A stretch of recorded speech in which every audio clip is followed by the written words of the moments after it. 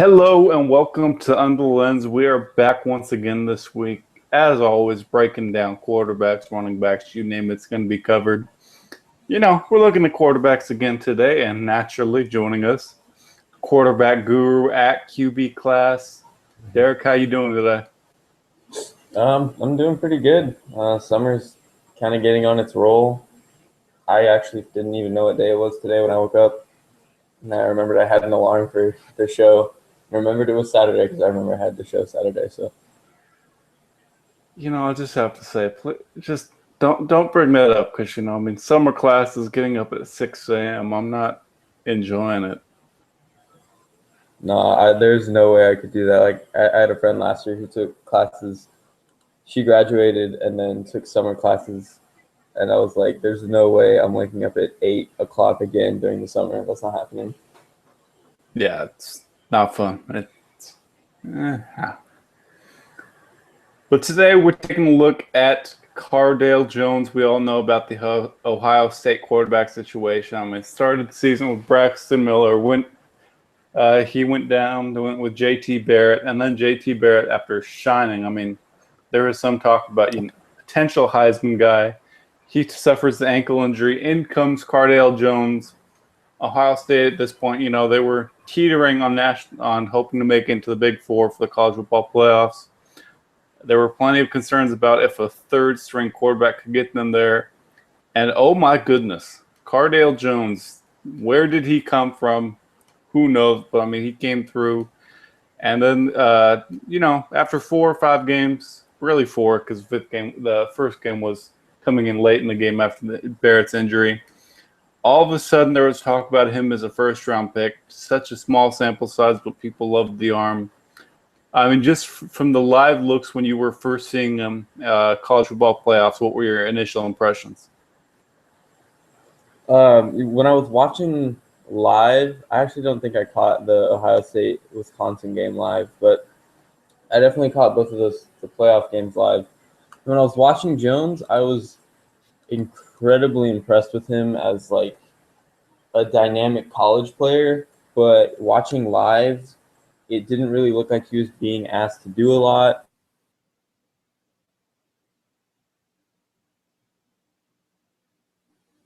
Smith, and a lot of it was kind of feeding off Ezekiel Elliott. And then while I still think a lot of that is kind of true, I think there's a difference between him, being a terribly limited player to being a player that was just being maximized by the system. And I don't think he should get as knocked for that as I originally kind of knocked him for.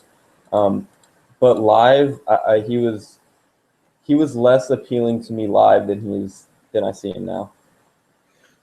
Definitely. We'll get into this later, but one of the comparisons you'll hear a lot of people make with Cardale Jones is Jamarcus Russell. Raiders fans take that personally. They think about, some NFL fans think about just how bad Russell was.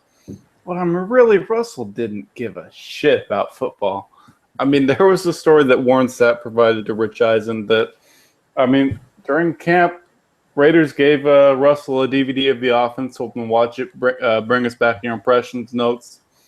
The following Monday, Russell came back, gave him his impressions of the offense. Except it's hard to have impressions when the DVD is blank, and that pretty much summed up Russell. But really, I think from a physical standpoint, you have to separate that from mental, which was Russell's issue. So if you hear Cardale compared to Jamarcus Russell, take a chill pill. They're just talking about the talent. Yeah, exactly. People are gonna freak out with the Jamarcus Russell comparison, but I think it holds true exactly like you were saying to like a physical standpoint. And as college players, they won really similarly. Kind of feeding off the run game and really big plays. Tended to be often off of broken pockets and stuff like that. They're big body guys, moved relatively well for how big they are. I think Cardale Jones is a more refined passer and has fewer issues throwing short than Jamarcus Russell did. But, like you were saying, from a physical standpoint and, what they were doing on the field in college, they're not dissimilar. Like, they're a lot of what they did was, the same or very similar. So to compare them as players is not wrong. I don't really think Cardale Jones is going to entirely fizzle out like Jamarcus Russell did, but again, a lot of that issue was, mental and off the field kind of stuff with Jamarcus Russell.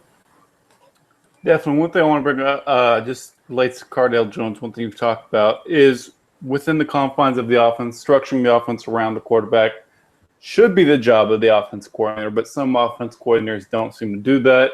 I mean, you did outstanding work for Football Savages, which we'll pull up right now, and we'll have a huge link to people. Be sure to check that out. With Football Savages, we have it right up now on the screen. So why don't you talk about structuring an offense around the quarterback?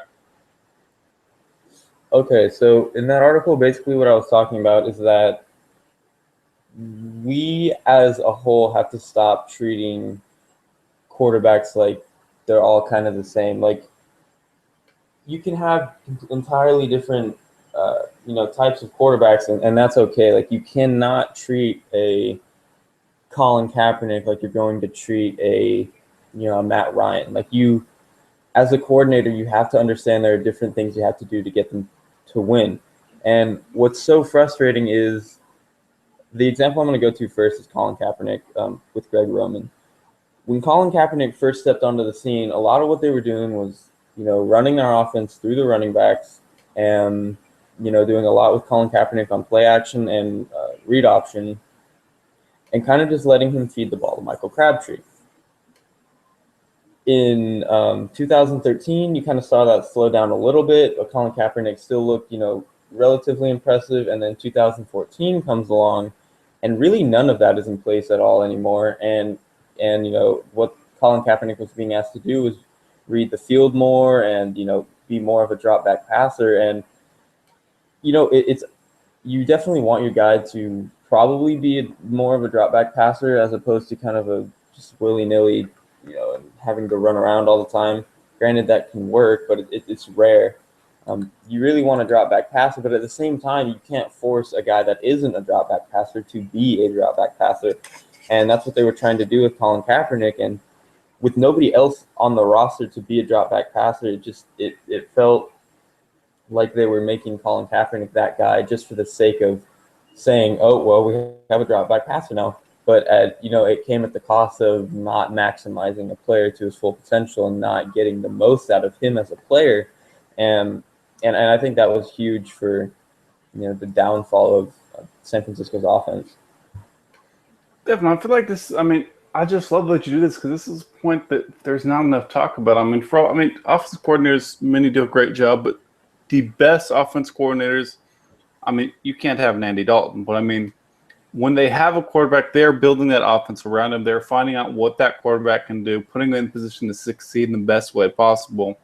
And it's just the little things that help. And with guys like Kaepernick, you didn't see that from Greg Roman, but in other situations you do, which is nice. Mm-hmm. And another example I like, or another point I want to go to is like, when we're watching prospects, we get so hung up on footwork, like, how precise it looks and how well they're lining it up with routes and all that. And while I think that's important, some guys don't need that, incredible preciseness in their footwork. Like, you watch like some of the top guys like Roethlisberger, Phillip Rivers, they're not hitting, even Drew Brees aren't hitting, at the top of their drops or whatever at certain points in a break. They're very smooth and they let instead of letting their feet kind of dictate how the play is going to go, they just kind of dictate the play with their eyes, and they feel when the route is going to be open, as opposed to having to have your feet, oh, I have to have my foot here at certain points in the play. Those guys really aren't that way. They just know when something is supposed to be there, and then that's when they fire. And I think, if you can identify that in a player and, maybe his feet don't look that good, but if he's getting the ball out exactly when he needs to, consistently, you don't really have to worry about, how his feet look necessarily. And we just had a guy like Marcus Mariota. His feet a lot of the time didn't look like they were all that good. And, he wasn't being asked to do much from a drop back standpoint. But for the most part, he was getting the ball out on time and beating defenders with how well he was able to time a play with his eyes, not his feet. And I think that's going to be huge for Tennessee getting the most out of him is, making sure they don't just not making him what he's not. Like if they just let him, work kind of like a San Diego type offense where you're kind of just playing in the shotgun a lot and letting the quarterback kind of just step back and scan the field as opposed to making him drop back and having certain things happen at a certain point, you're going to maximize the player. Definitely. I feel like you have to focus on the end result. I mean, there may be some stuff that needs to be worked on, but for a coach, end result, did he get the job done? If he's comfortable in that position and he's getting the job done, there shouldn't really be a strong inclination to change it if it's a positive play and continues to get positive results with it. Maybe you want to make a little bit of change, maybe make a little bit of things easier, but bottom line, if he's getting the results, why not take that? Exactly. And I think, we can even look at this past class again. Winston, in 2013, his release was definitely a little slow. In 2014, it was a little better, but you still kind of see it maybe a little slower than you'd like. And some people are saying, oh, well, he's going to need to clean that up. We're going to have to fix that in the NFL, tighten it up. I ask why. I mean, sure, it's a little slow, and maybe every now and then I don't know. I mean, I never saw it as much of an issue for Winston. Like it kind of just seemed like something that was there as opposed to it actually being an issue. And I think people were kind of just getting way too hung up on that because you watch him play, and I really can't distinctly remember an instance off the top of my head where, he made a bad play or a bad throw, and I was like, oh, that was because of his throwing motion.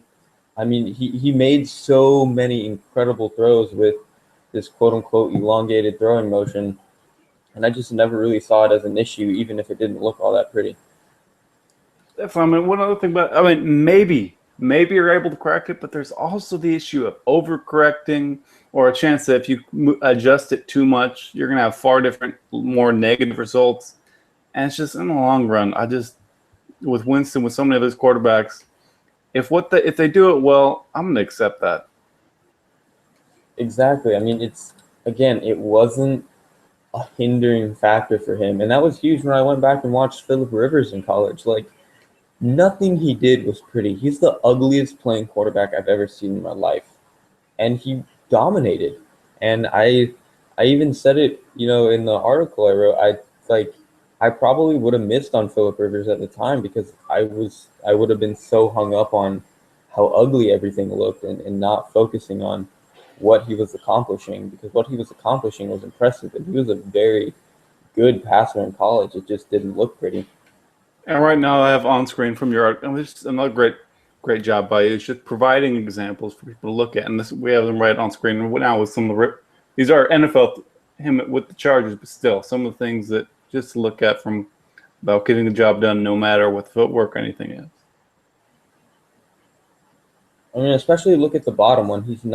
He's just kind of sitting on the route for a while.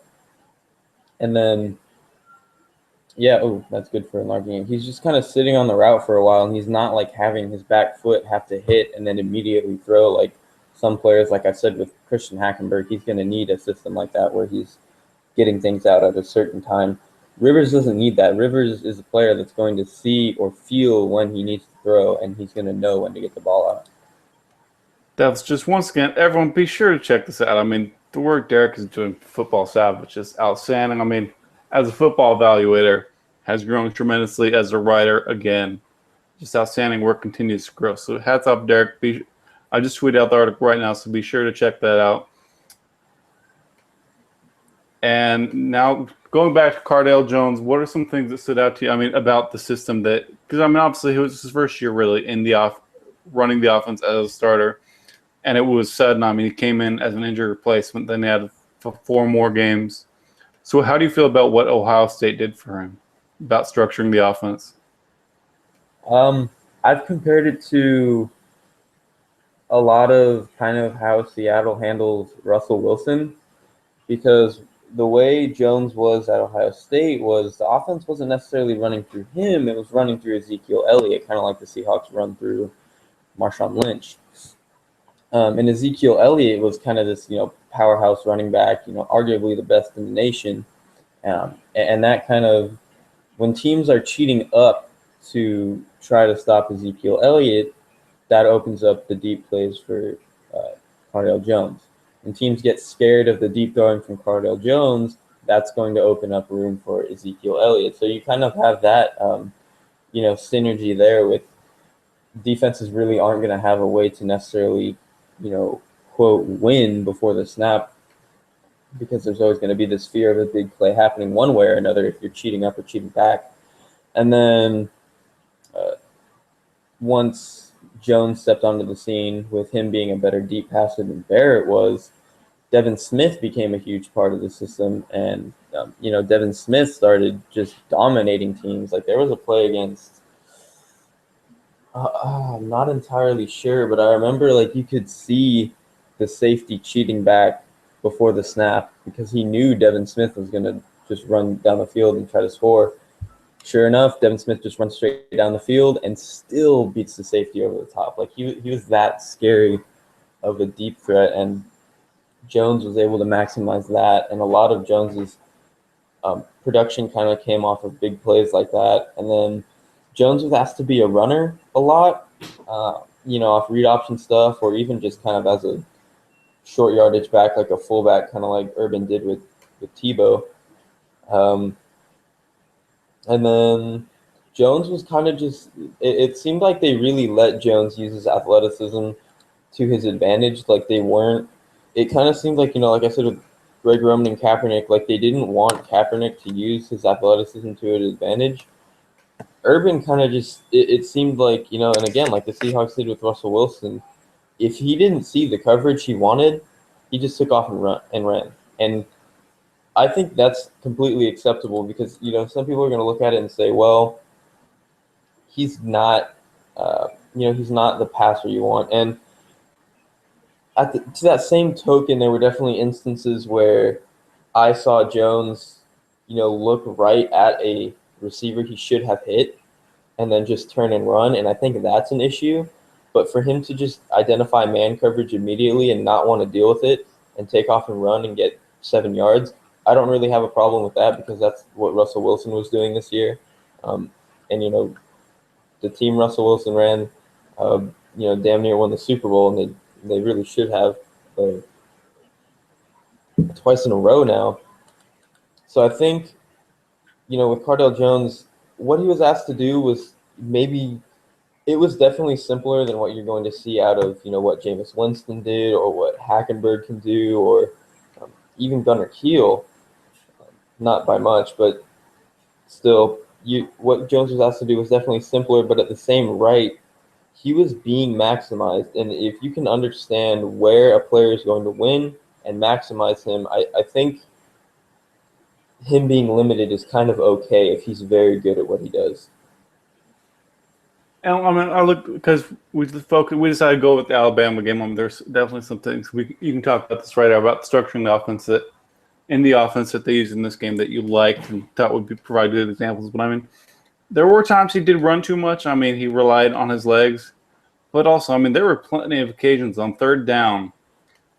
Maybe it's something else, but you know what? He picked up first down, and bottom line, results. He picked up first down sometimes. Usually blew away the first down marker, went another 10 yards downfield. So, results. I want you to get the third down and convert it because I don't want that turnover, which is another thing we've talked about in the past, is if you don't get a third or fourth down, you're giving the ball back to the opposing team. That's a turnover. It's not showing up on the stat sheet, but it's a turnover. Exactly, and that's one thing I've really grown to appreciate with Cardale is maybe his pocket movement is a little bit of an issue. I think, when rushers are around, especially coming at his face, he doesn't do the best job of moving around and finding room in the pocket. But at the same time, he doesn't seem scared of anything, whether it be rushers or, the situation at hand, like a third or fourth down. He seems very calm and poised in understanding that there is a way out and there is a way to finish this play. And I think he does a very good job of doing that. Definitely. So right before we jump into the Alabama game. What made you pick this game instead of Oregon or Michigan? Well, not Michigan, but some of the other games available.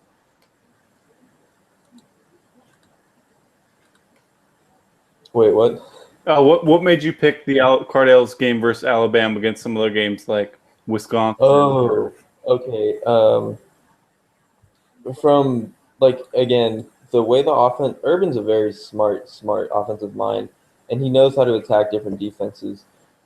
Against the defense, like let's say Oregon, what Urban was doing against Oregon was a lot more of read option type stuff and exposing their cheap fronts, and then a lot of quick hitting passes that weren't allowing their zones to and a lot of clearing out again is a lot what Urban was doing against Oregon because he knew they were going to run a lot of zone um, and not very heavy fronts, and he did a very good job at exposing that with Cardale.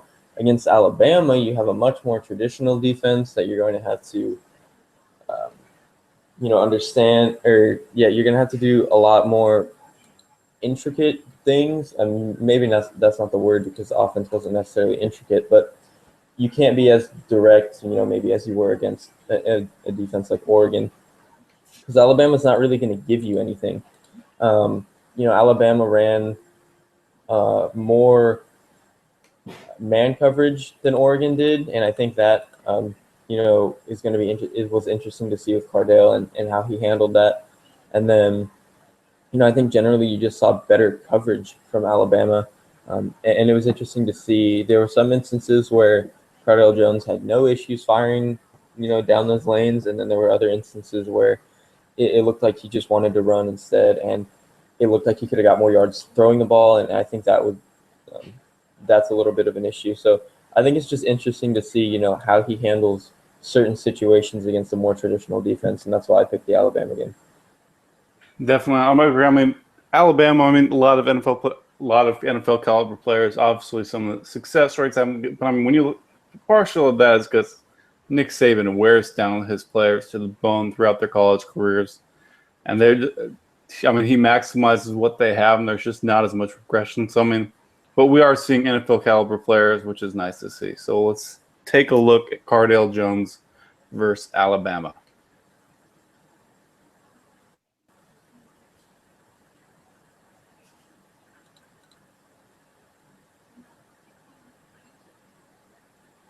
Actually, a better offensive comparison for Cardale Jones might actually be Ben Roethlisberger because, you know, Roethlisberger had this dominant running back. I mean, Le'Veon Bell arguably had the best season as a running back in 2014, and then he has a dominant receiver in Antonio Brown. And I think that was not necessarily that Roethlisberger is a bad quarterback that like has to have these guys around him, but I think having those guys around him definitely maximized him. And you saw in 2013 he had Antonio Brown, but he didn't really have Le'Veon Bell like he did in 2014, and you just saw he was able to have a lot more comfort, and there was a lot of pressure taken off of him because he had a dominant running back and he had a dominant receiver. And a lot of what he was asked to do was kind of what Jones is asked to do from a passing standpoint. Obviously, it's a little more tricky in the NFL and a little more intricate, but what Jones did is kind of a watered down version of what Pittsburgh asked Ben to do.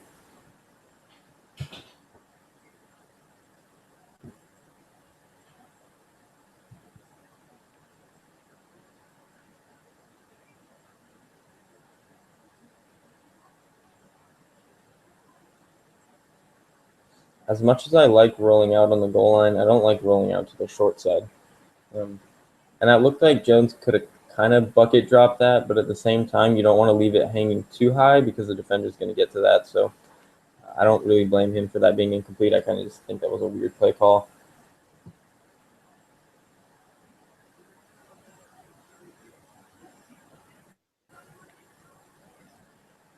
See, Bama plays a lot more bump and run than you're going to see from someone like Oregon.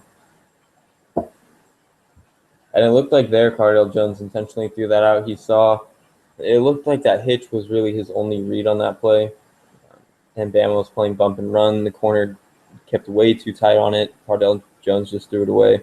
So you could argue, maybe he's not being asked to do enough from a read standpoint, but at the same time, he didn't do anything stupid when he saw that, the play was dead. That's a very good job of, being calm under pressure and, understanding that it's a big play, being a 3rd and 8. You got to figure out some way to get past the 6, and he doesn't see anything open. Takes off, makes a pretty athletic play to get around that defender, and gets well past the marker. Again, end result positive. And now you're moving. You have ball in Alabama territory and a big. Exactly, and I think that was a big thing.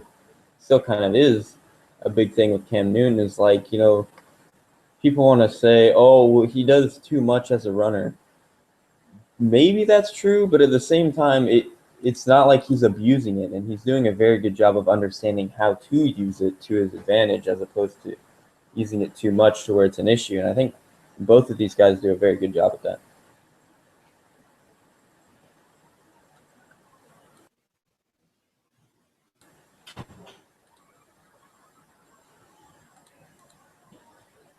Can you rewind to I want to see the 3rd and 8 again, just to see. If I remember correctly, it didn't look like he had anyone open. And again, I'm not going to knock him because he still made that first down. The only thing I can think of is if you look at the curl to the right side of the screen, that should be an easy throw because that corner is a good 6 yards away. And he's looking right at him. So it would have been nicer to see Cardale Jones make that throw. But at the same time, there's no way I'm going to knock him for finding a way to make a play and get well beyond the marker. Because, kind of like you were saying, results are results. And if he's going to find a way to get past the marker, if he can do it his own way, that's fine, as long as he's, picking up yards and getting the first down.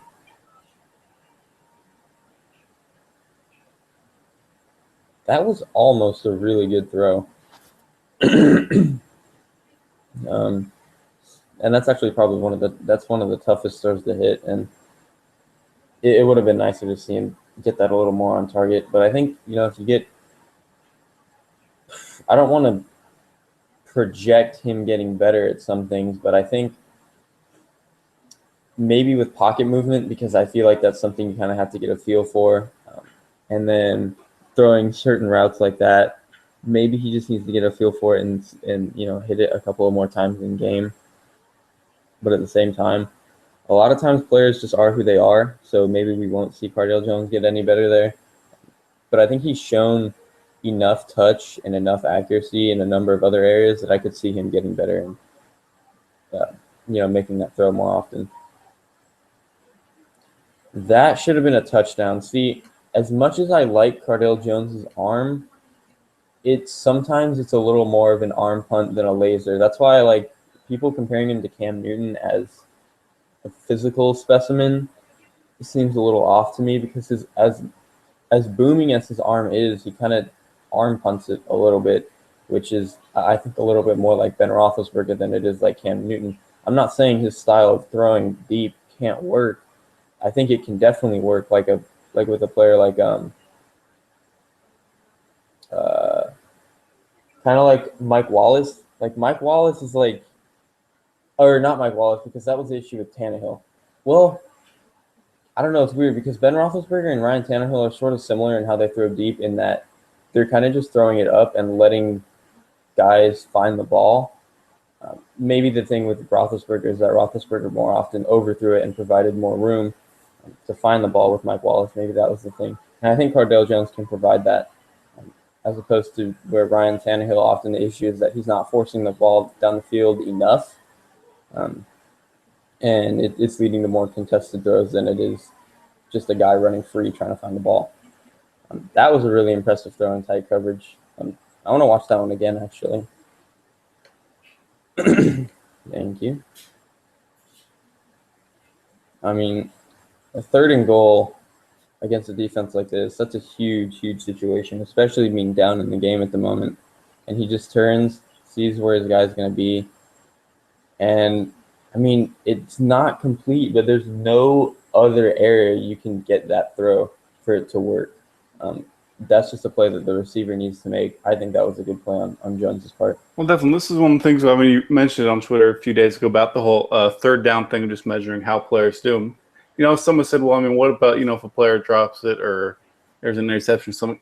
And that's why you have to consider the circumstances.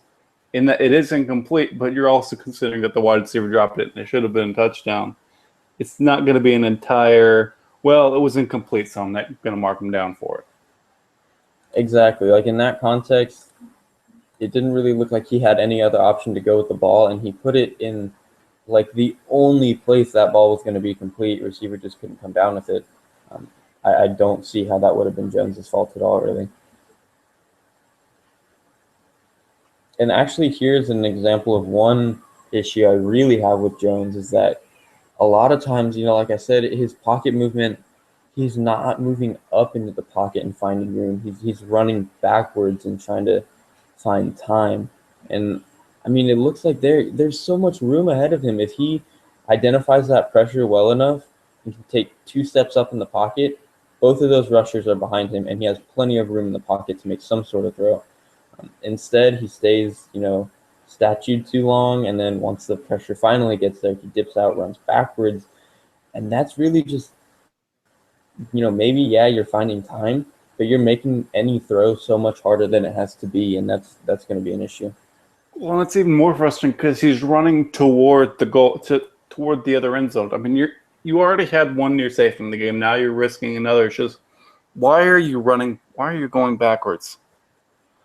Exactly. It seems, I mean, and it's weird because it's not, I don't think Cardale Jones is afraid. I feel like he's shown so many other instances where he's not afraid of pressure or afraid of getting hit or anything like that. It seems like he just isn't sure how to handle rushers sometimes. And I think that's going to be something he needs to learn. I mean, we have seen just about really 4 games of him. Something hopefully with more starts, it's something that we'll see more of him stepping into the pocket instead of going back. I agree, and I think I've seen him step up into the pocket. Sometimes it just seems like when he does so, it's very manufactured, and like that was part of his drop per se. Like there was a designed hitch there. That could. Oh yeah, I want to rewind that one because I thought there was a I miscommunication was with about the to word. say it looked like it was a miscommunication. Like he thought Devin Smith was running a dig or a deep curl, and instead he keeps running. Because Cardale Jones, yeah, he doesn't underthrow like that, or he doesn't really miss throws that bad. So for that to happen, it really, yeah, it definitely looked like it was some sort of miscommunication as opposed to, and with miscommunications, it's tough to tell if that was the receiver's fault or the quarterback's fault or maybe both. But I think to some extent you can definitely blame Cardale for making a throw like that, even if it's not entirely his fault for the miscommunication. That was a good throw, finding his man in space.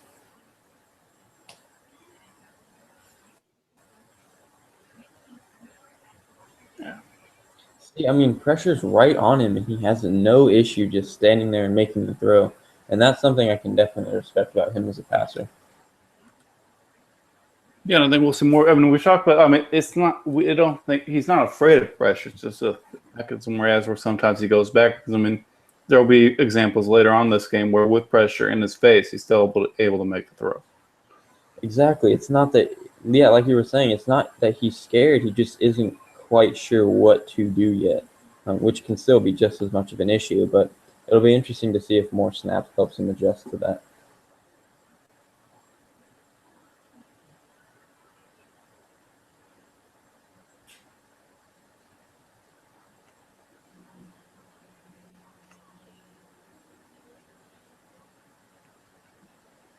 That was, I actually don't know who that Alabama corner is, but he was pretty good throughout this whole game, if I remember correctly. But anyway, on this situation, I just don't like throwing that route against bump and run, um, because there's such a high chance that the corner is going to be right there, like he was on that last throw. Um, that was an impressive throw down the middle, not being scared of all the defenders in the area, and just kind of, sitting there. Takes kind of a couple of hop steps up, makes sure that that throw is going to be timed well, gets it just under the safety, over the linebacker. Um, that was a really good throw.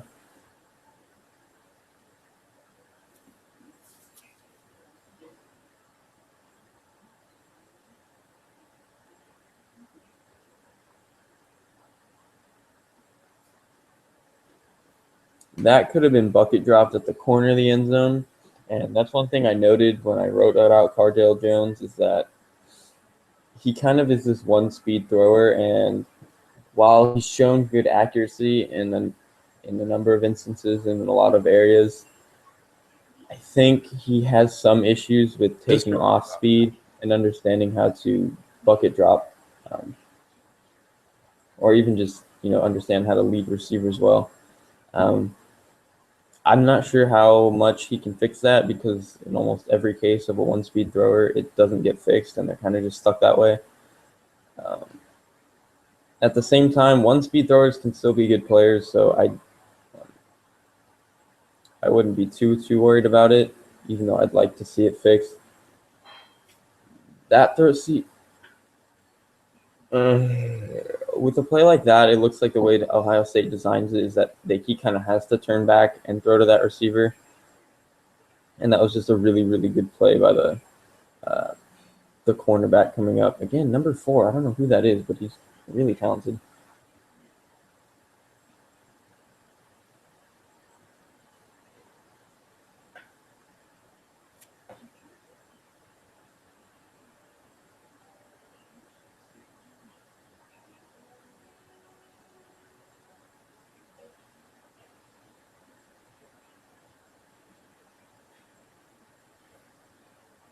I'm pulling up now number 4 for Alabama, Eddie Jackson. I knew it was Jackson something. Okay, Eddie makes sense though. Yeah, he's junior. Okay. If you look before this play, they move that tight end around a lot, and I think what they're trying to do is let Jones see something from the linebackers, or maybe make them move. Seeing as he doesn't end up throwing over, it looks like they're playing. I think what they were looking for was man coverage, because you can see the linebackers continually switching place as the tight end move. Cardale Jones sees that he's going to get man coverage, sees that it's going to be that there's a little room on this side on the coverage, and drills the throw in there. I think that was definitely a very heads-up play by Jones.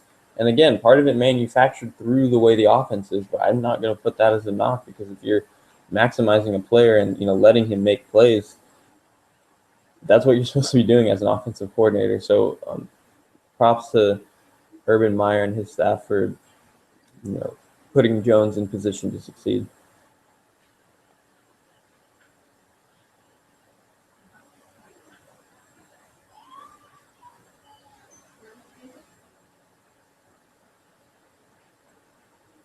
They really like that the set with 3 guys to the left side with the tight end in the big slot, because they like to go over the middle with him like that, and it works a lot. And Jones isn't at all scared of throwing over the middle. I mean, we saw that play. There was a throw earlier where he put it under the safeties.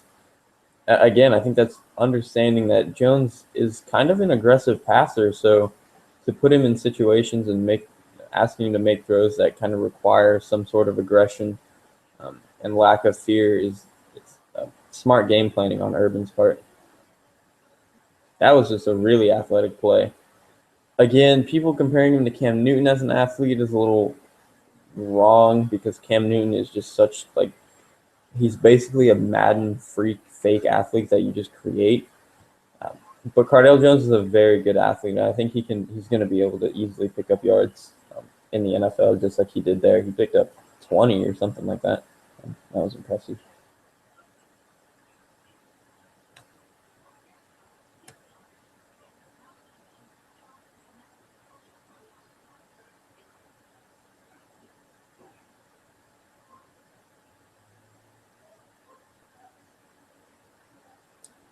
That's that's a little that's a little bit concerning of a throw because you see him put the ball behind the cornerback and behind the receiver, and if you put the ball behind the receiver on a slant like that, there's going to be a lot of issues. I mean, we just had. It's just well, it kind of depends on like what the coverage is, but with the coverage being like that and the cornerback running behind the receiver like that, you want to if you're gonna like maybe miss that throw, you want to put it out in front of it and let the ball just go nowhere, as opposed to putting it behind and letting the cornerback maybe make a play on it. Luckily, he didn't there, and his receiver held on, but you want to see Jones lead his receiver a little bit better there. I mean, that play was the best case scenario of throwing behind receiver. He catches it, but he can't really get a gain of yards. But I mean, there's so many more worst case scenarios that are more likely to happen. Interception, incomplete, just you got. That's true. That that was a good throw from Jones. It just looked like the receiver wasn't tracking it all that well and couldn't get his feet under him to go up and grab the ball. And then the corner was able to make a play on it as the ball was coming down. But I thought that was a good throw on Jones's part.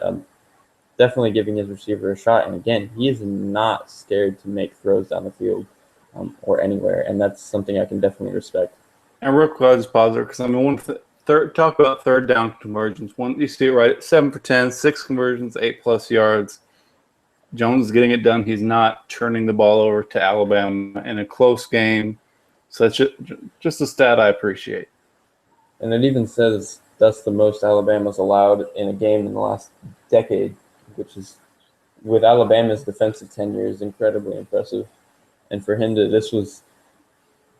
I think this Alabama game was only his second start, so to come out and just start dealing like that and have that kind of poise was really impressive.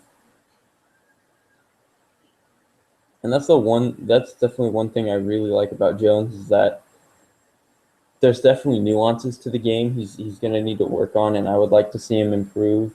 And you can maybe hold out hope. Oh, if he just gets more snaps, he can fix these kinds of things. But he came out, game one, and even when he was throughout the season was substituted in for Barrett, he had no issue dealing with rushers or pressure or anything like that. He was a very poised, calm player that just has a natural understanding and feel for how to handle the game, and that's incredibly impressive.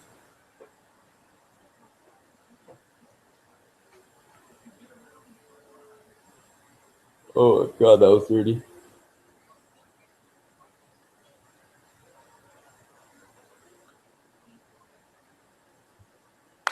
This Ohio State team is going to win the national championship again. Yep. They have way too much talent. Um, can you rewind that play again?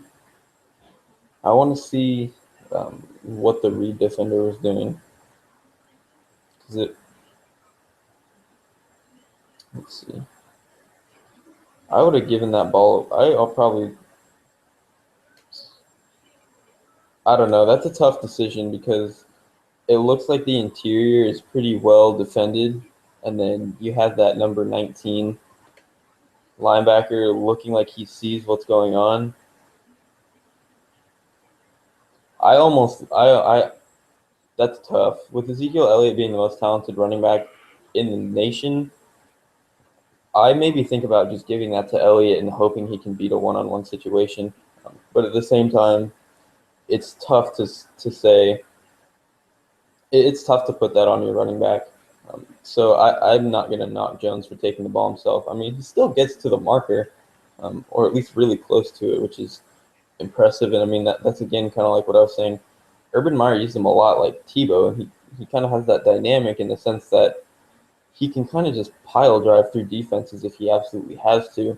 Not that I'd want my quarterback doing that all the time, but if you absolutely need it from him, he can provide that, and I think that's a nice asset to have.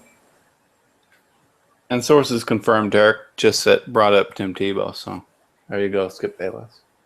I had to. I'm a Florida fan. It's got to come up at some point when we're talking about Irvin.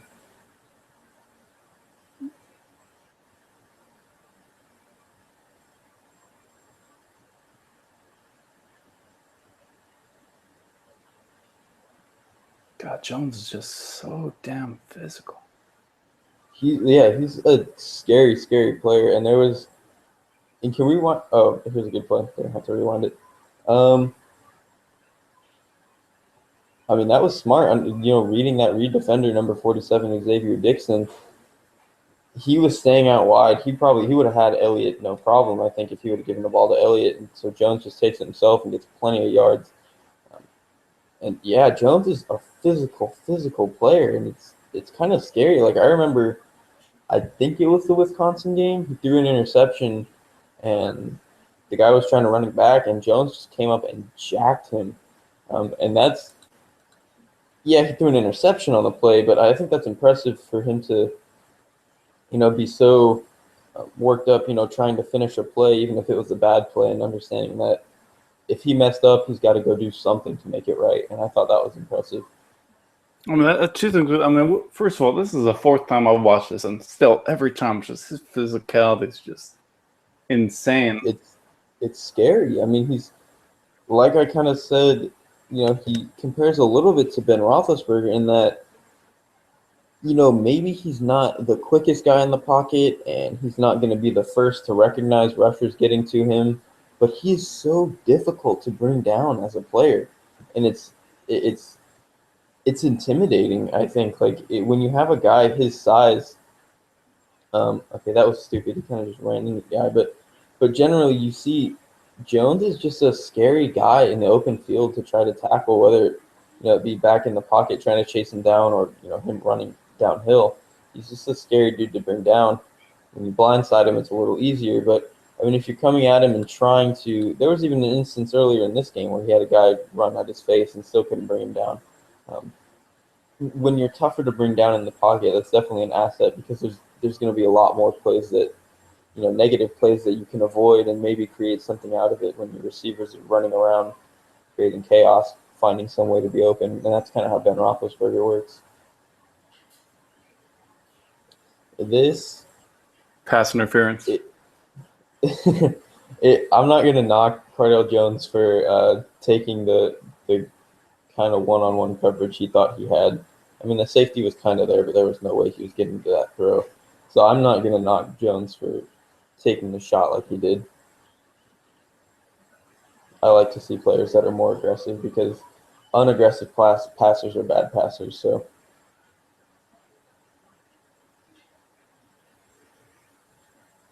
I'm not sure if someone got a piece of that ball or if that was just a bad throw. Either way, that there's an issue because you're letting someone get a piece of the ball, you're not finding the right passing lane. Yeah, someone got a hand on it. I would have liked to have seen him step up in that pocket a little more instead of trying to make that throw from where he was.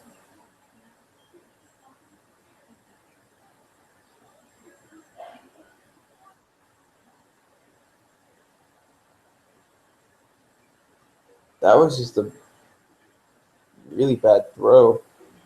And I think, again, part of the issue is, like I was saying, he's kind of a one-speed thrower. Granted, he was having to move on that play, but what a one-speed thrower is they're using all of their strength to, add velocity to a throw. And while it's nice to definitely have velocity and fit throws, sometimes you have to take some off and just make sure the ball is going to get there. In that situation, he needed to understand the ball needs to just get there because it looked like his receiver had plenty of, he had some sort of room to make a play if, in the case that he would have caught the ball somehow.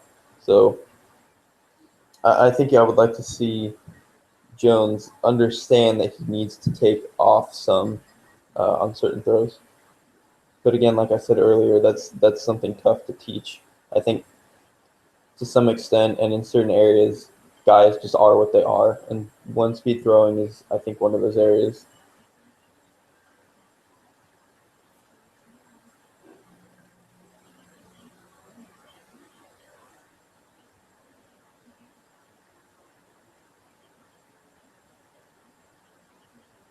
I love to see a passer make that kind of throw. It's clear bump and run, not bump and run because there's no room, but it's clear press coverage.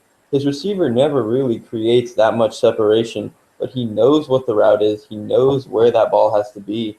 He fits it just outside the cornerback as the route breaks. And as I've said all game, Eddie Jackson looks like a pretty talented cornerback to me. So everything about that throw from Cardale Jones was very impressive. And I love seeing players that aren't afraid to make a throw like that.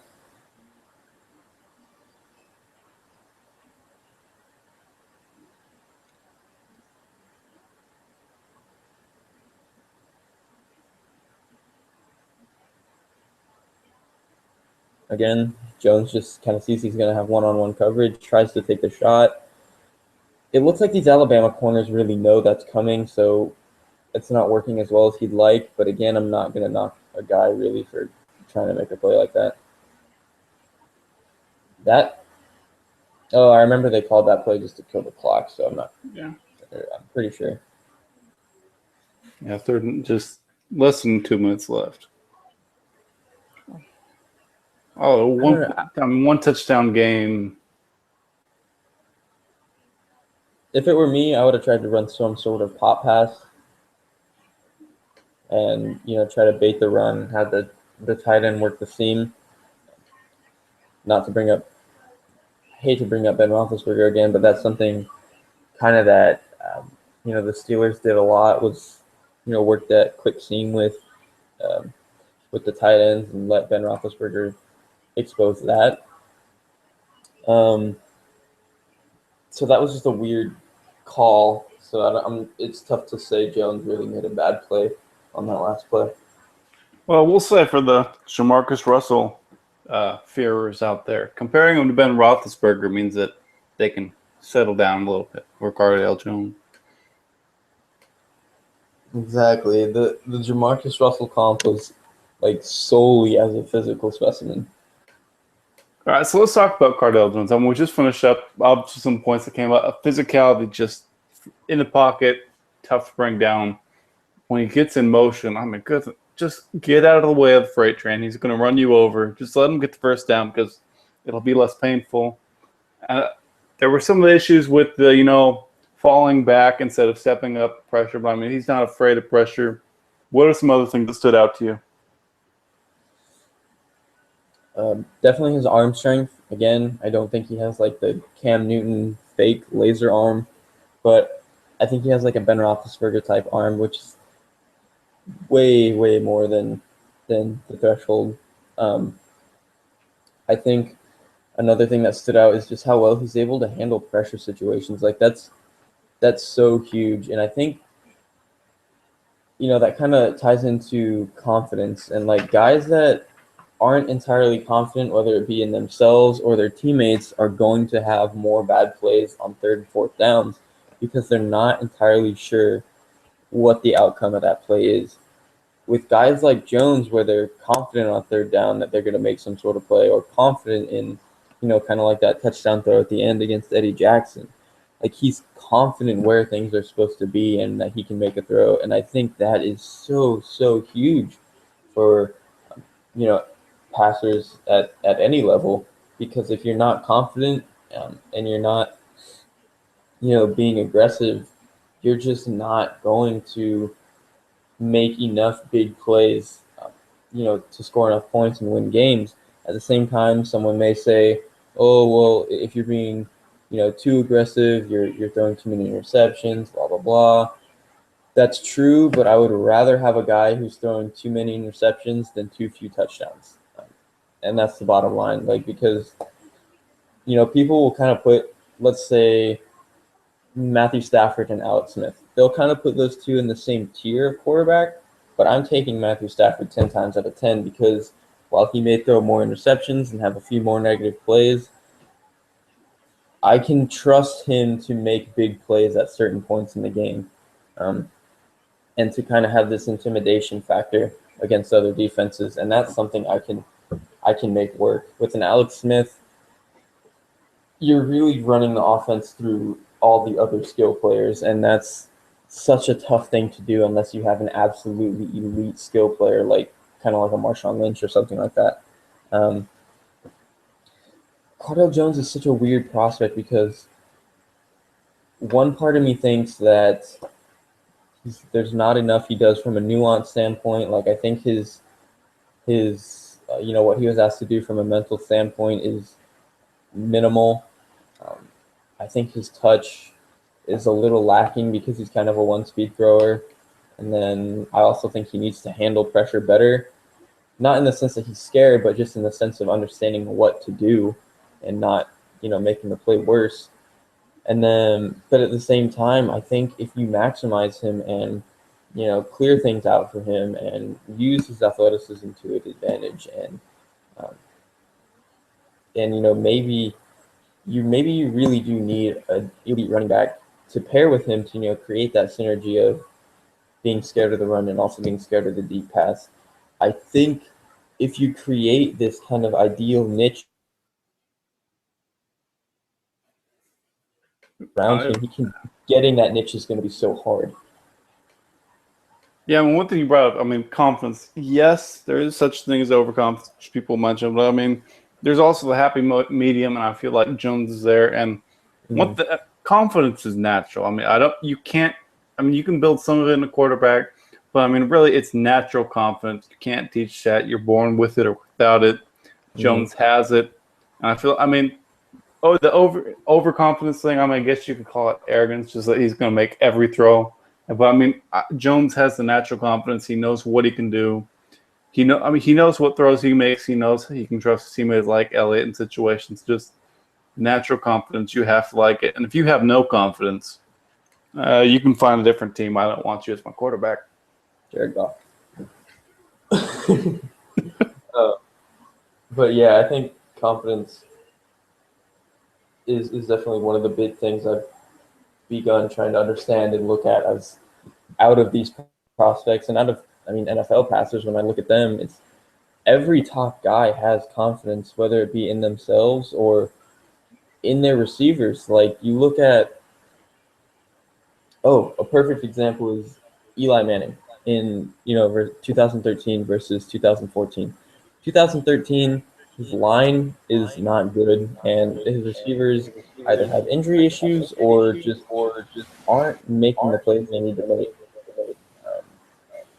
And none of them were really getting open that well. So I think the thing with Eli Manning there was nobody for him to be confident in, and there was a lot of miscommunication. He wasn't making. Not that he's always a good decision maker, but he wasn't making as many good decisions as he typically makes. Then you step into 2014, where Larry Donnell kind of breaks out, and then Odell Beckham has his incredible rookie season after those first 4 games where he didn't really play. And you see Eli Manning, he finally has players to be confident in, and he comes out, and the Giants are a respectable team after that because, the passing game was able to kind of revive itself because Eli was able to, again, have some sort of confidence in his players being able to make plays, and that was able to boost confidence in himself that the play was going to be okay. And I think that's huge for a passer. Yeah, so looking at all we've watched several quarterbacks now. I mean, we've seen Hackenberg, Goff, Dobbs, Keel. 12 gauge. Yeah, 12. Where would 12 gauge / Cardale Jones rank among quarterbacks we've seen so far for you? See, when I first had ran through all these quarterbacks and ranked them, I had Hackenberg, Keel, and then Goff, and then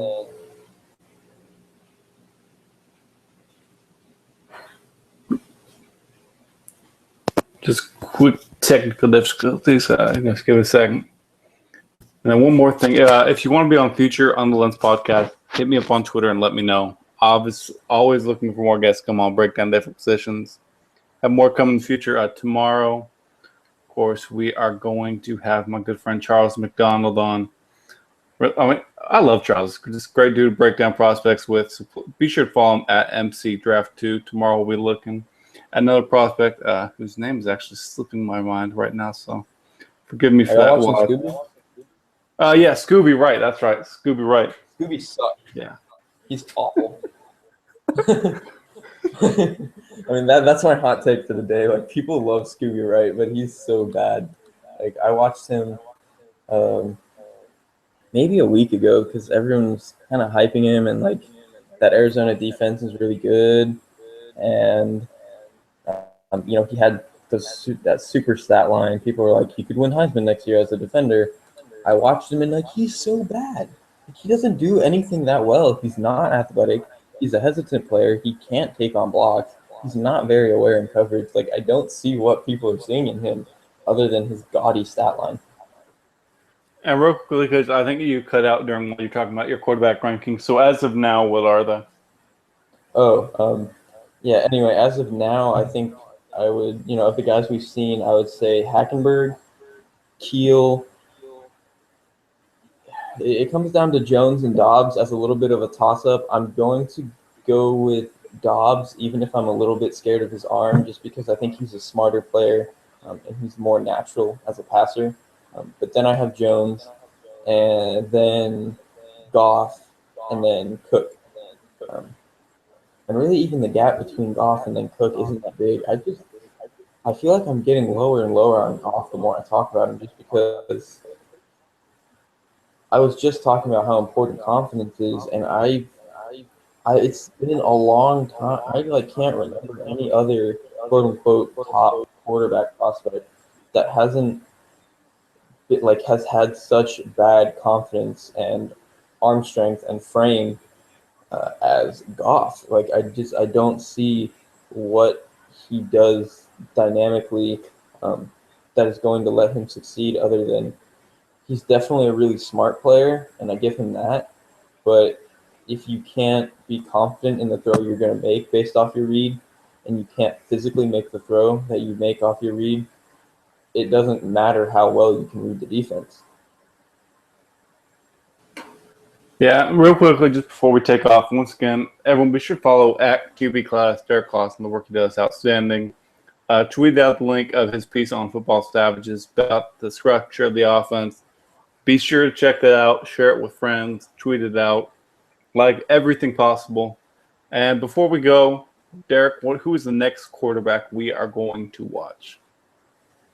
Let's see. Who do we have left? We have it's like Kessler, Boykin, or Prescott. Dak Prescott sucks, so we can go with Kessler.